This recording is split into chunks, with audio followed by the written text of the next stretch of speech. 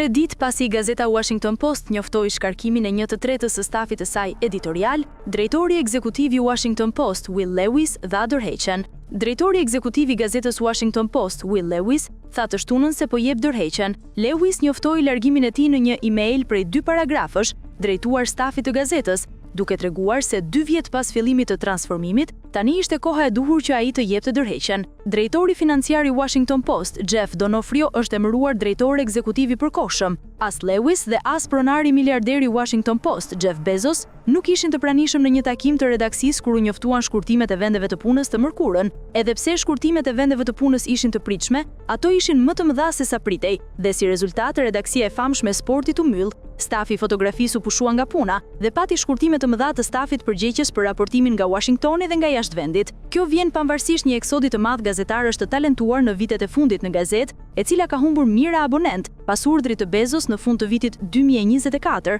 afër fundit të fushatës presidenciale demokrate Kamala Harris dhe një riorientimi të seksionit opinione në një drejtim më konservator. Lewis, i cili ka lindur në Britaninë e Madhe, më parë ishte drejtor menaxhues i Wall Street Journal dhe mori drejtimin e gazetës në janar 2024. Drejtimi i gazetës prej teje ishte jo i qetë, që nga fillimi shënuar nga shkurtimet e vendeve të punës, një plan i dështuar riorganizimi që çoi në largimin e kryeredaktores Sally Busby. Pas shkurtimeve të punojësve të kësaj jave, ka pasur thirrje që Bezos të rrisë investimin e tij në gazetë ose t'i ashes atë dikujt që është i gatshëm të marrë një rol më aktiv. Lewis e vlerësoi Bezosin në mesazhin e tij. Ky institucion nuk ka mundësi të kishte një pronar më të mirë. Gjatë kohës sime në krye, morëm vendime të vështira për të siguruar një të ardhme të qëndrueshme për The Washington Post, në mënyrë që të mund të ofroj lajme me cilësi të lartë dhe objektive miliona përdoruesve çdo ditë për vitet që vijnë, tha Lewis. Sindikata e Washington Post, e cila përfaqëson punonjësit, tha se Lewis duhet të ishte larguar shumë kohë më parë. Trashëgimia e tij do të jetë një përpjekje për të shkatruar një institucion të madh gazetarik amerikan,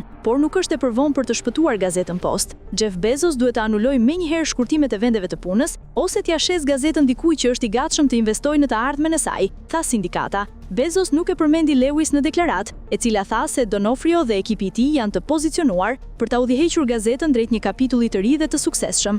Donofrio, i cili u bashkua gazetos qershorin e kaluar, shkroi në një mesazh për punonjësit: "E kemi të përfunduar javën e ndryshimeve me ndryshime të tjera. Këto janë kohë të çalendshme për të gjitha organizatat mediatike dhe fatkeqësisht, The Post nuk bën përjashtim", shkroi Donofrio, duke shprehur besim në aftësinë e industrisë për të përballuar vështirësitë ekonomike në një mjedis në ndryshim.